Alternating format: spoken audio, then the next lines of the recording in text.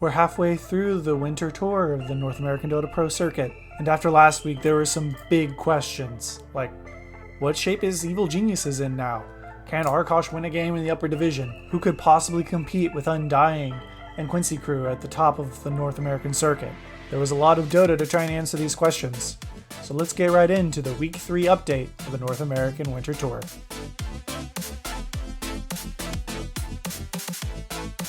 Start off with a game between Evil Geniuses and Wildcard Gaming, the first of two series for Evil Geniuses this week, and they were two pretty pivotal series, given that Evil Geniuses started off the season 1-1. If they want to keep up the hopes of going to the Winter Major, they would definitely need to pick up at least one, probably both series wins. In order to do that, in Game 1, Evil Geniuses put their trust in the Abed Tinker, and he looked extremely strong starting off until about the 15-minute mark when there was a Fiend's Grip on top of the Tinker, and he was caught out. After that, Esk on his puck was able to take over the game, going 11-2-7, and keeping Evil Geniuses shut up in their base. Game 2 was even more painful for EG though. Divine Llama in the offlane got a Viper and just completely shut down Arteezy's Ursa. Divine Llama ended the game 11-2-10, and even though Evil Geniuses had Ursa and Slardar in a big minus armor lineup to try and take Roche, they could never get anywhere near the pit. Arteezy ended up killless that game. I've never seen him with less farm in a professional match. And with that, Wildcard handed Evil Geniuses their second loss, while improving their own record to 2-1. Second series of the week was between 4 Zoomers and Simply 2-Based. In Game 1, 4 Zoomers picked up a mid-snapfire for Gunnar, who was able to rotate around the map and make space for the Chaos Knight from Costa Bile. And though Royoya had a pretty impressive game on his mid Lina, he was basically the only one on 2-Base having a good game, and unfortunately he simply wasn't tanky to survive the full brunt of Chaos Knight jumping on top of him.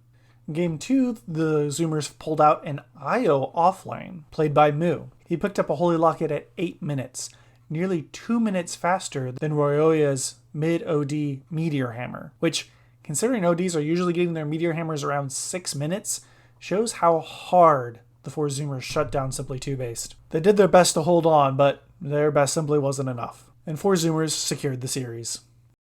The next series was between Arkosh Gaming and Black and Yellow, which actually turned out to be a pretty competitive 3-game series. In Game 1, Monkey on the offlane Timbersaw was simply enormous, pushing the Faceless Void out of the lane early and making a ton of space for Pale Horse Luna, allowing Arkosh to win the first game.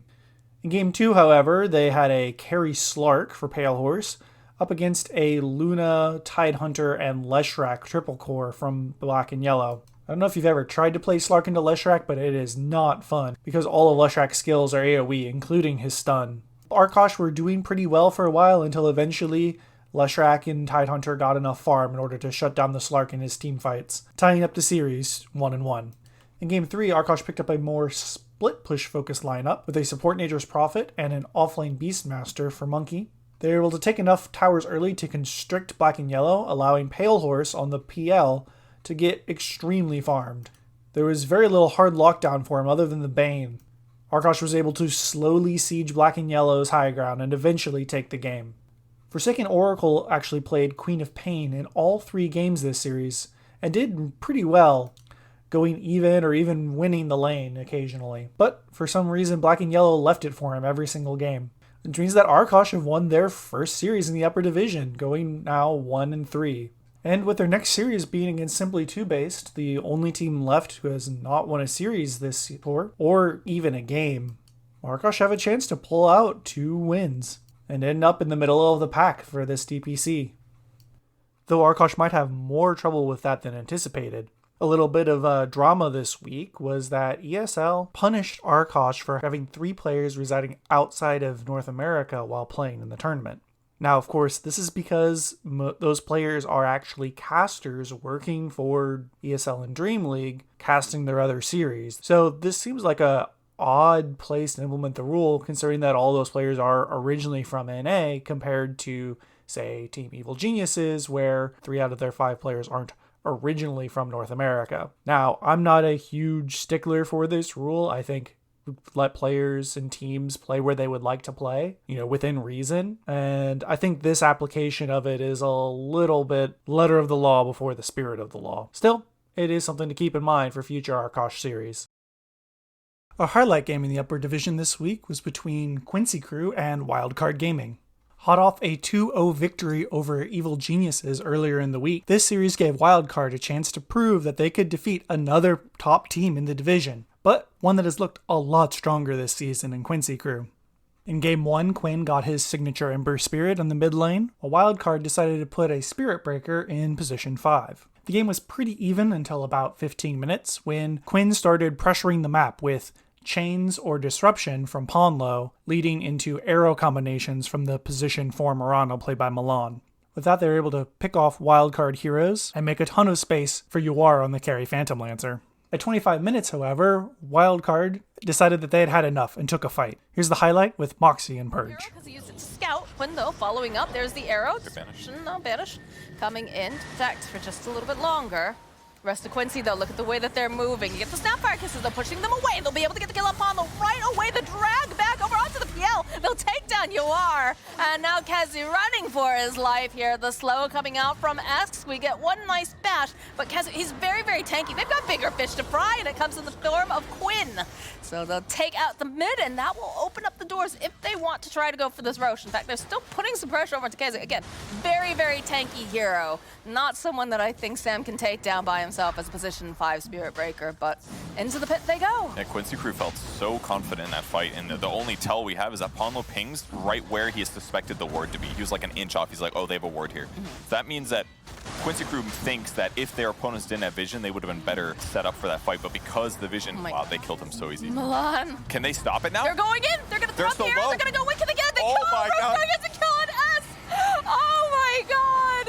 If he wants to finish off this Roche, they've got to do it fast enough. It's another kill for Roshan. He is just slaughtering everyone. Is there to get the pit? The Ravage comes out from Kansas, though. Who's going to get this Roche? It's going to be the dire Milan snatching up that Aegis here. Gets that hit, and the follow-up. That's another death over onto Ease. As now the backing off. They're chasing after the rest of Quincy Crew. They'll be able to find the kill on Ponlo. Can they get Kezu? Yes, they can. Esk will fall, and Sam will also go down. Only the Snapfire will survive that fight. After that fight, the game was essentially over, and Quincy Crew, with their massive gold lead, were able to win the map. Milan was definitely the MVP player of the game, going 13-0-16 thanks to the Aegis he grabbed. And his arrows were basically always on point. The only times he would miss is if Wildcard was able to use items to dodge, but he was basically always putting pressure on them to respond.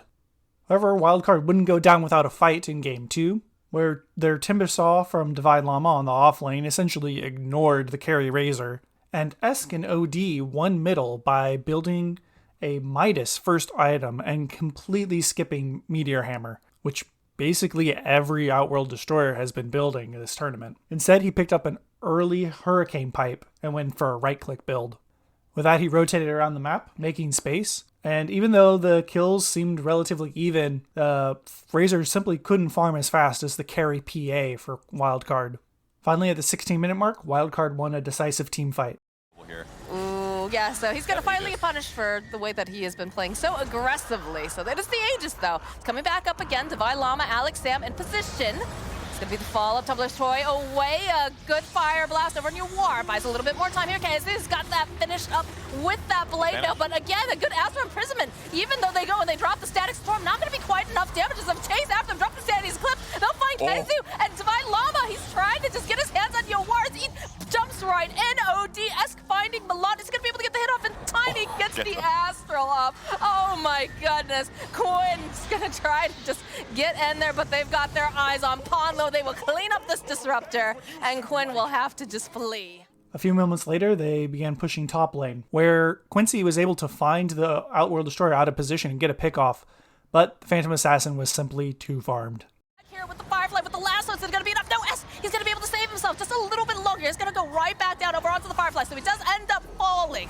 And that's a big kill here for the side of Quincy Crew, as Divine Llama, oh, he's very low on mana here. He's going to have to go and just use that Soul Ring, pull himself right back out again. Quinn, though, on the back lines, he jumps in. Divine Llama gets the kill. Ponlo now trying to run away. Big crits coming out from believe, as they'll take him out. They'll chase after Milan, this poor little ball of light. Leave him alone, don't bully him. As they'll wait patiently, he's gonna tether up to Yawar. Is he gonna survive? This is not looking good here for Milan, and now Yawar, he's all alone in the woods, and it's a lot of unfriendly faces as Kezu rejoins in. Do they go for the dive, though? The arrow coming out from Alex, though. They'll be able to go purge it off, but do they have enough? Can they keep Yawar alive? No, they can't. He gets cut down by the Phantom Assassin as Eth goes, oh, they're gonna use the duel. Are they gonna go back in? I don't know about this. Milan, oh, is it gonna be enough? Oh, there's a big crit from Eve. They get the kill. He's able to escape. He's alive, and now Pondo, he wants to get this kill, but he's not able to hold him in place long enough. They'll go right back in. This Murado wants the kill. Alex will find it. What a fight here for Wildcard, and they can go right back. Look at Sam, he's sitting so low. He should not be allowed to stay alive. It's a kill on Quinn. Everybody on the side of Wildcard sitting so goddamn low. They cannot get these kills.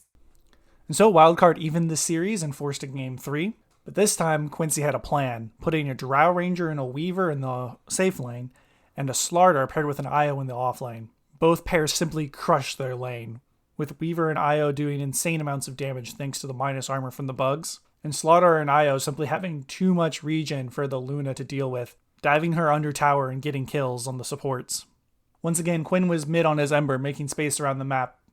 But at 14 minutes, Wildcard managed to pick him off with a really nice Fiend's Grip. Throwing out the boat combo, little shredder, and they'll be able to take out Quinn. That is a 5-man rotation, though, for one hero. But it feels like they really needed this. Although if they managed to find the kill on Milan, I'm sure they'll be very happy with this, too, as he's able to just tether out, but goes right back in again. Thanks to X. That was a good one. Very good grip, very valid kill. A lot of minus armor there. They're going to go Atos on Underlord to help against catching the Ember Spirits. Slardar's making a play from the other side here. Kiz is hoping that they're grouped up pretty tightly. The jump forward over onto 2. Divine Llama's here though, but does get stunned up. Needs to survive a little bit longer if they want to actually make it out. So silence comes out. Kezu, couple kisses. Can they finish off? Gets dragged right back in again. Esco get the kill. They kill Divine Llama. As you are joining back into the fight, there's going to be the Nightmare. Sammy Boy trying to get out in time. He's not going to be able to. Milan finishing off here. And now the chase is on over onto Alex. Quinn wants this kill, is just gonna start chasing after the Snapfire, and it's a triple kill now for the Ember Spirit. Esk hiding underneath this tower. He knows he's not safe. He knows that they're gonna go for the dive. Goes for the Torrent here, followed up with the boat. Can he get at anyone? No.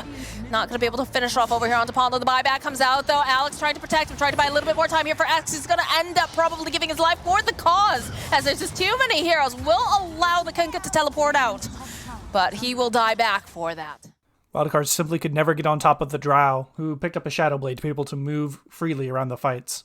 And combined with her ultimate and the minus armor from Slardar and the Weaver bugs, they simply had too much damage. The game ended with a beautiful Shadow Blade play from Yawar sneaking behind Wildcard's entire team. Gonna follow up immediately. Look at this. Yawar, oh, they walk right past them! Yawar has all the information, the dust coming out over on multiples, will follow up with the Eclipse. They'll take down Sam immediately. Sam buying back, they try to get out of there fast enough. They're not gonna be able to. The GG gets called. Oh, with that, Quincy pick up their 4th win in the DPC this tour, keeping them at the top of the charts, while Wildcard fall to 2-2. But now that they've faced both Undying and Quincy, Wildcard has the hardest part of their schedule out of the way, and so a real chance to pick up a couple more wins in the weeks to come. The final series of the upper division this week was between Team Evil Geniuses and Simply Two-Based. Two-Based was hoping to pick up their first win of the tour against Evil Geniuses this week, but Evil Geniuses were determined to not let this series slip away from them. In Game 1, Nightfall's absurdly tanky Centaur War Runner pushed the Phantom Assassin out of the lane, allowing Luna to nearly double the PA's net worth by the end of the game. In Game 2, Rayoya's Quap in the mid lane was completely shut down by Abed's Void Spirit, and both he and the carry Luna ended up having 0 kills. Overall in this series, the 3 cores from Evil Geniuses, Arteezy, Nightfall, and Abed, only had 1 death, otherwise staying alive for the entire series, which only lasted a cumulative 53 minutes and 46 seconds of game time. Evil Geniuses may not be the undisputed top dogs they once were, but they cannot be counted out. The lower division this week started off with a game between Team Magnus and 5-Rat 4-Staff, and Tinkle King's squad continued their strong showing in the lower division this year. Both games were extremely one-sided, with Italiano Gangster playing Medusa in both games, having 0 deaths and a combined 18 kills. A very strong showing for 5-Rat-Force staff against their fellow Open Qualifier team. The second series of the week was The Cut versus KBU.US, and it's our highlight game of the week. In Game 1, KBU had an early lead, but the Cut's mid-puck got several kills on the opposing Void Spirit that kept the game even and allowed the Cut to win a team fight at 13 minutes outside of the Tier 1, with both Puck and Snapfire barely surviving an Outworld Destroyer ultimate. Here's Seek and Strike and Avo with the call. Nice tank there by Pingu. He's just going to walk right into that. Ogres are good at that, you know. And in fact, he's going to tank all the wrath out from KBU. Maybe a potential turn, though, is with the coil. They're going to be able to lay down some kisses. Good disruption, though. He's going to block a lot of this damage, at least for the Void Spirit, who does manage to live through this Annihilate, though, caught again by the Nether Strike, because he's going to be saved temporarily here by the Astral Imprisonment, but only setting him up for the Illusory Orb. Even a cookie stun here onto the OD. And he drops the hammer. Good damage on the Giant as well as the Puck, but they're actually both going to live. However, Dad on the Luna and the position 4 Weaver won a couple of really good team fights for them, allowing them to pick up the second Roche. Over the cliff, and it's going to find the Ogre. Taunted. Killed back. Yeah, it is a kill. Again, they've got vision, so they're very confident here. Okay, hammer still hits. There's disruption to save as well. Ogre's going to buy back as the fight breaks out. Dad on the high ground, though, is going to be hit with the leash. As they're even BKB, they're going to be able to get this kill through the OD. DNM BKB, though, is going to be able to shrug off most of this Eclipse. Scourge McDuck now is going to show up ready to fight on his second life. Big crits onto the Luna. She's been completely isolated here. Salacious Sea Lion does get off the time lapse from the low ground, however. Scourge McDuck now in a lopsided fight will drop a second time. Wow. With Aegis, KBU decided to try and push high ground top lane, but they maybe overstayed their welcome. Luna don't care. Luna's a genocidal freak. Time lapse. Not as good a time lapse, but they have 6 fine. Yep. Aegis and BKB. Full HP. Luna continuing to just hit all your creeps as there's a charge mid lane. DNM sees a target. It's Annihilate. Scourge McDuck to follow up with a stun. Another bash. There's going to be Giant with the cookie. Does connect. And a beautiful pick off there to the Void Spirit. Dad's still on. He's still on the high ground, but KBU, it seems like they've got plans of leaving. Skip it down. What? Okay. Dad is just fighting, but Dad is now left alone, right? He still needs the time lapse to help him out. What are you going to do now? Well, he's going to Satanic and get another kill here. Charge. Going to be doing a little bit of work here. Is Dad trying to just move between auto attacks. Has BKB ready as the OD is going to be focused during this Aegis respawn timer. MMR Tourist is going to get bashed up onto the high ground where they don't have vision, but that last crit from Scourge McDuck will pick off the kill. Where's Weaver? Weaver! We need you, Dad! She's very far. She is nowhere near. Oh no. That was wild, Richie. Why was he there hitting the backdoor protection for a solid 15 seconds? It allowed the Cut to stabilize the game and set up for the third Roche spawn at 44 minutes. Let's go to buyback status real quick. Everyone with buyback except for 2 heroes for KBU. It's the OD and the Void Spirit. 2 cores without buyback. As Luna in the pit, already bashed by Roche. Bad omen for this fight. Yep. Can they... Oh, they need to catch a pick off here. That's be the Warden first. Astral saves him. Dad protecting. Here comes the charge. Charge has been avoided. The case is starting to fly. And in the backlines, there's a fight happening, which Dad is not a part of. They're trying to kill his team first, and they have managed to catch the OD. Lincoln's not going to save him. MMR Taurus will die. However, Dad himself got some kills on the supports in the backlines, and they're retreating back to the high ground. That's where they want to be. The charge, though, disrupts this with a scatter blast that misses. Doesn't matter. Cookie also misses, but it's fine. They needed no stuns, just the damage. Destroy Dad with Giant just styling all over them there with 2 area misses. Off that fight, the Cut secured Mega Creeps, but the game wasn't over yet. Dad picked up a rapier and was prepared to fight once again at 50 minutes. DNM, he just runs into his death. There's a coil as well, but Puck actually gets mini stun here, and with BKB active, actually does not want to be fighting near these ancient Salacious Sea Lion. In a bit of trouble, has his own time lapse, but he's trying to save her for one of his cores. Doesn't have buyback either, so he's going to be forced to use it. Divine Annihilate's going to buy a stun. Dad in trouble though. No, he's not actually. He's just going to go ahead and turn and get a kill onto the Snapfire, but on the high ground here, a second fight breaking out. Spearbreaker, who's bombed back, actually might be in a bit of trouble as MMR Tour is looking to send him back to the fountain, and he will do so, dead for 2 minutes. They get the first life as well off of the Wraith King. Kid's still full HP, but now Annihilate's going to make the jump. No BKB active or ready, pardon me, for the puck, as Scourge McDuck is being routed by Dad and even being killed, Albo. What? The Maya keeps almost took over the base, but not quite there. They're now finishing. They got the Void Spirit there. They're trying to finish. I mean, this might actually be a chance.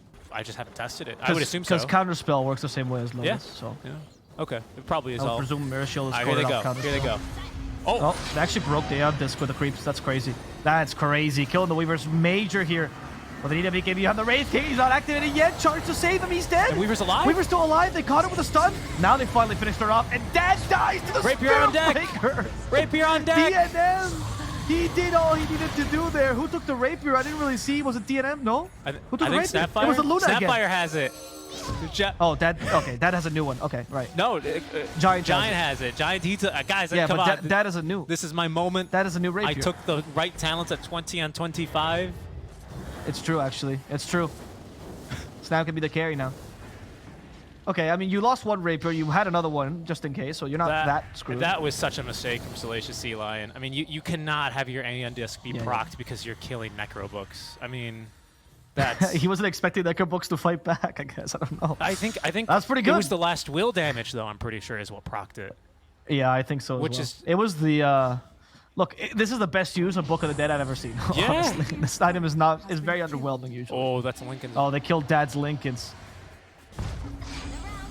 And they fight DOD. Oh, the Weaver again. They broke the coil. Disruption's not going to save him for too long. Another charge. Salacious Sea Lion's getting away. The no big oh, Snapfire! Oh, wow. Goodbye, supports. Goodbye, Dad. And I Annihilate, you're useless. You're not going to do anything to stop this throne from going down. The cut will win. And that's how the game ended, with a glorious Snapfire, plunking away at people with a divine rapier. Not a sight you get to see every day, but a beautiful one. In Game 2, KBU picked up a Beastmaster in the offlane, and Scourge could do little against him on the Terror Blade. KBU took both side lane towers at 9 minutes, and pushed into the Radiant Triangle for a team fight. See, once he had the Helm of the Dominator. We haven't seen that much impact from the Kunkka. No. In fact, he himself is being forced back. There's the Inkswell. Flame Guard's still activated. They're tearing through him. Okay. Arena. Will this be at least a kill on the Grimstroke? Honestly, saving the Kunkka is already enough. But getting the Grimstroke is a buff here. But Kunkka could still be in trouble. Nice spear. They miss the Scuttle Blast, however. TP joins. We need a Sunder for Kunkka. No, they're going to let him die instead. There's no point in Sunder, so that's impossible. That's Kit's dead. Pingu's well. And now, actually, Scourge might be in trouble as the Weaver Shukuchi dealing a lot of damage. Giant, though, manages to finish off the bug. And they get rid of Giant at the same time as Chaos Bolt sets up for this kill. They killed off Scourge and also DNM. They just ran in. With a 9k advantage in an Aegis, they pushed high ground at 23 minutes, but the cut weren't just going to roll over. My shield's not Hold up. There's a disarm. A 4-second stun, though, onto the Kunkka is good enough for him to actually use the boat. He will get it off. The stun is dodged as... With the Phantom's Embrace, might they have a kill here? No, in fact, they're going to look to turn. Arena's out on top of this Winter's Curse. They're going to get through the Warden. The Spear as well is going to catch the CK. Kiss is raining down onto him from the Snapfire. As the Roar was used, but Dad, he's going to end up losing Aegis here. The cut, they defend against this dive from KBU. I think they're going to be rewarded with another kill here. Great Spear back. Dad gets the BKB. He's going to try and TP out of this one, and he will make it. Just after the 30-minute mark, the cut decided to push again out of their base and try and set up for the next Roshan spawn. Oh, beautiful. Oh, they cut the Snapfire Arena. Cut initiation. Oh no, the Ghost Ship. Actually, they might got Sunlight in a bad spot. They just need to spear him to a wall. They got Ember. They don't have it here. That's Ember unfortunate. died to curse. They have the Kisses though. Annihilate died because of the curse, and they're gonna kill Sunlight as well. The Pummel Roar didn't come out, and the backlines, Dad, he's not gonna get any kills either. He has to retreat. And they even got the Weaver. X marks the spot. Bring him back for the Torrent. He's dead. That's 3 dead on KBU. What a hold. They completely baited that off the information from Scourge McDuck's illusion. What a play. What a hold. That was amazing. Seriously.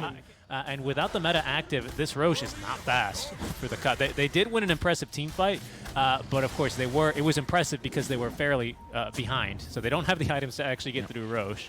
So KBU can just defend simply with 2 buybacks. It does cost them, but they will at least prevent the Roche from going on.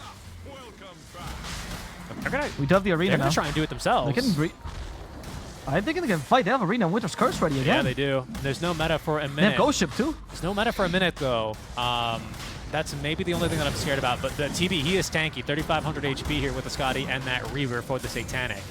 BKB's active. There's going to be the roar to cancel. Oh, the spear, but no. Dad did get it off. I think DNM, yeah, he's going to be able to at least steal the Axe Shard. And the boat is beautiful here. On to 2. The time lapse, though, is going to get MMR Tourist out of a bad spot. Dad continuing to fight for his life out here, though, as Scourge McDuck laying in the damage. The spear actually ends up saving Dad, but he runs back into the illusions and dies anyway. As Scourge McDuck, his BKB now expiring, is going to be chased up to the high ground. He's got 30 seconds left until he has another meta. The Kiss is trying to slow the aggressors here from KBU, but they continue chasing. Great Winter's Curse, though. It's beautiful. It's onto the Warden. There's no more time-lapse save out in this fight as the Sunder is going to try and keep Kits alive. He will still fall. Ember giving chase here onto Scourge McDuck. A good 4-step here creates a bit of space in the cookie. Will get him onto the high ground. This time, though, there's no Winter's Curse to repel them. Now Cut was down a Rax, but the Terror Blade was still massive. The second game in a row, there was a crazy 50-minute Rapier team fight. Link, he's good BKB active, doesn't find a no. tree!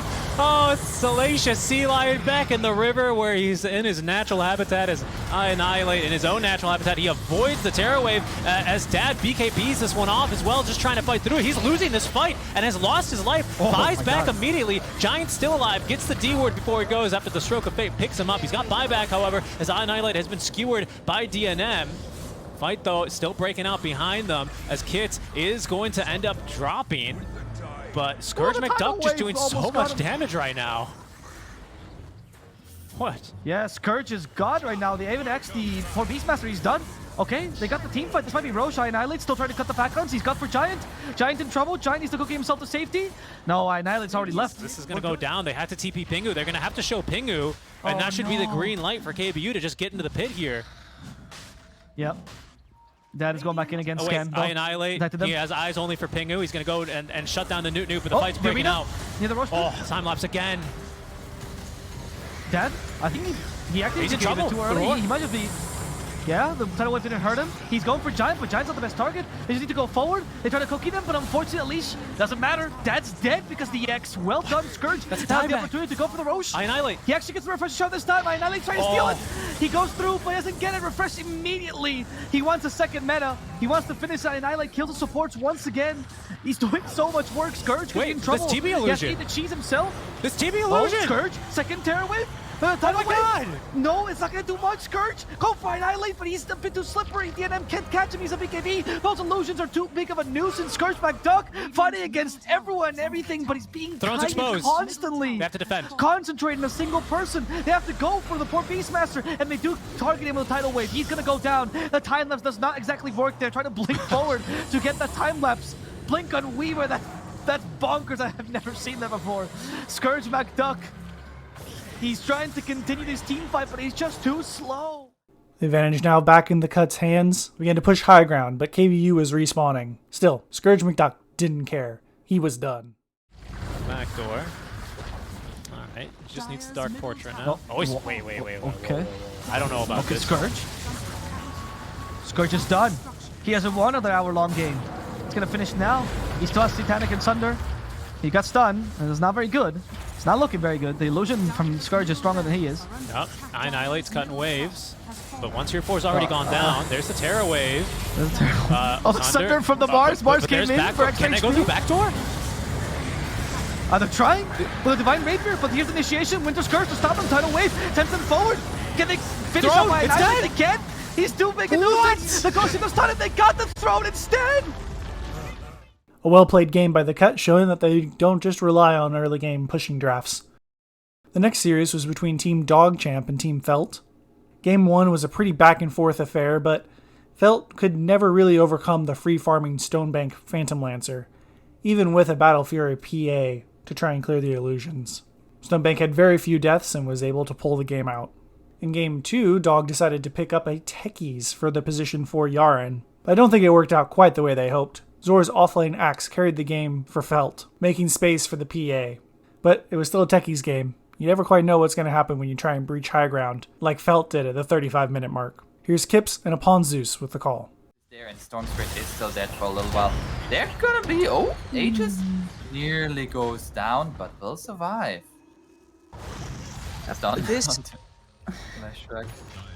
This is an Aghanim Scepter techies right now. Yaren hasn't just been putting this money away into the Swiss bank account, he has actually invested it, and he deals a lot of Comfort damage. jumps in here onto Stonebank. Stonebank gets away. BKB now from Zord. They want to lock down this Terrorblade. Terrorblade has meta up, but doesn't want to use it without the Storm Spirit. It's going to be forced though. Comfort gets the jump away and will be fine.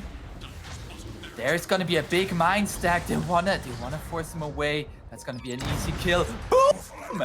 Shakalaka and jump in here from Comfort. Eliminates the Ogre. Stonebank still has the meta up and there's no BKB. Looking to go onto Zor. Zor is gonna get lifted up here, but it's going to die. That's a gem on the ground and waking up jumps in there. Trying to go for the TP. Will have it.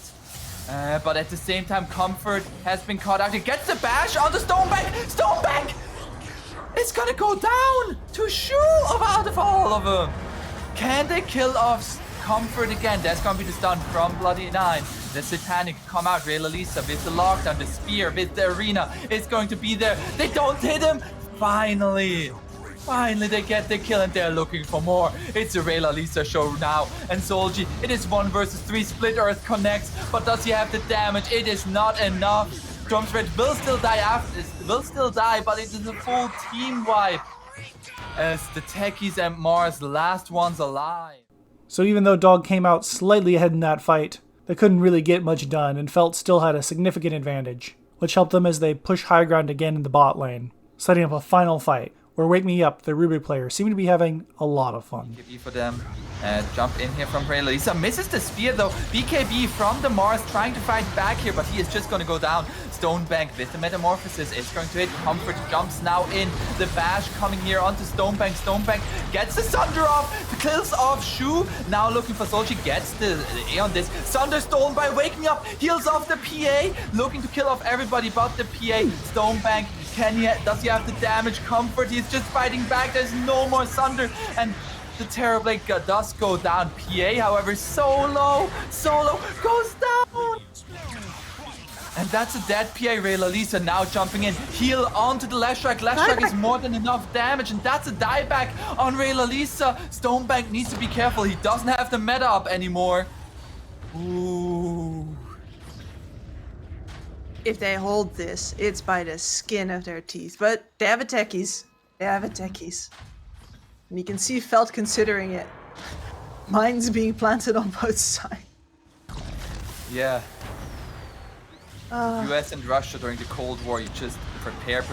There's the jump straight onto the Techies. Now the Sunder onto Stonebank. Stonebank has his own Sunder, heals up for a little bit, but he is forced to back away. He doesn't have anything anymore. He is dead. In Game 3, it looked like Felt might be able to pull off an upset with a pretty significant advantage up until about the 17-minute mark. They got team wiped in a long, split, drawn-out fight in the dire jungle. After that, it was entirely the Stonebank show with his carry Terrorblade, securing DogChamp their 3rd victory in the North American lower division this year.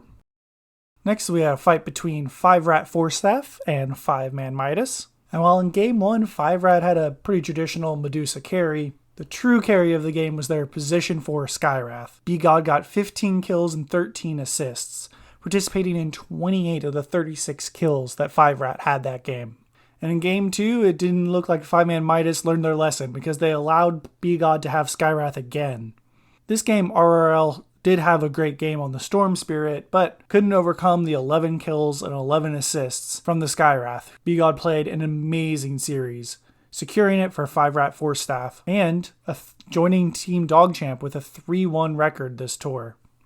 The final series of this week was between The Cut once more against E-Boys. In Game 1, Electronic Boys managed to pull off an upset off of a strong game from Oklahoma's mid Quap, and though Scourge was huge on the Terrorblade, Electronic Boys were able to answer him with some really good Chronospheres. In Game 2, though, The Cut went back to their tried and true pick Bristleback and a pushing hero, putting kits on the mid Leshrac. Even with the counterpicks of the PA and the Viper, Electronic Boys simply couldn't overcome the extremely farmed and tanky Scourge. Kits had another amazing game in Game 3, where on his Quap he went 21 and 20, involved in 40 out of the Cut's 42 kills that game. He completely styled on E-Boys and allowed the Cut to continue their perfect record. And now that we're halfway through the tour, let's take a closer look at those standings. Starting in the lower division, 3 teams have clearly shown that they're at the top of the pack. Those would be the 2 teams that were demoted last season, the Cut and DogChamp, as well as newcomers 5-Rat 4-Staff. Definitely the biggest surprise this year in the lower division, this 5-man stack was formed around Tingle King, who last played for the Cut, and he seemed to have picked some excellent players. I've been extremely impressed by both Italiano Gangster on the carry, especially when he's playing the Medusa, and Nico in the mid lane, who has a pretty versatile hero pool. And earlier in this video I talked about B-God's godly performance on the Skywrath Mage. Now of these 3 teams, only the Cut and 5-Rat 4-Staff have played each other, that being 5-Rat 4-Staff's only loss so far, while DogChamp's loss came to middle of the pack team KBU. That means that if 5-Rat can pull off a win against DogChamp later in this season, they have a really good chance of being promoted next tour. But of course we still haven't seen the Cut and DogChamp play either, though given that the Cut have only lost 2 games, while DogChamp have dropped 5 in total, I'd definitely say the Cut will be the favorites for their eventual meeting. As for the rest of the pack, they've all traded wins against each other, so no team really stands out as being the strongest of the 5 remaining. The upper division, though, is a much more complicated story this year, which is nice when considering the past 2 years it's just been Quincy Crew and EG dominating the top of the standings. This year, Quincy Crew is still there, along with Team Undying, who looked pretty solid last season, but Evil Geniuses are now in the middle of the pack with a 2-2 record. Definitely the biggest story this year is how shaky the new EG rosters has looked, even with former OG star Jerax playing position 5. Their game coming back from break is going to be huge for them, since realistically they have to beat the 4 Zoomers in order to have any chance to make it to the major this tour. And even then they'll probably have to pull off at least 1 win against Undying and Quincy, who both look extremely strong. Speaking of which, they're also going to be playing when we get back from break on the same day, January 8th. So January 8th is going to be a big day for North American Division 1 Dota, seeing if Evil Geniuses even has a chance to go to the major this winter, and quite probably determining who gets first and who gets second in the division. As for the rest of the teams, Simply 2-Based has definitely been a major disappointment, not even winning a single game.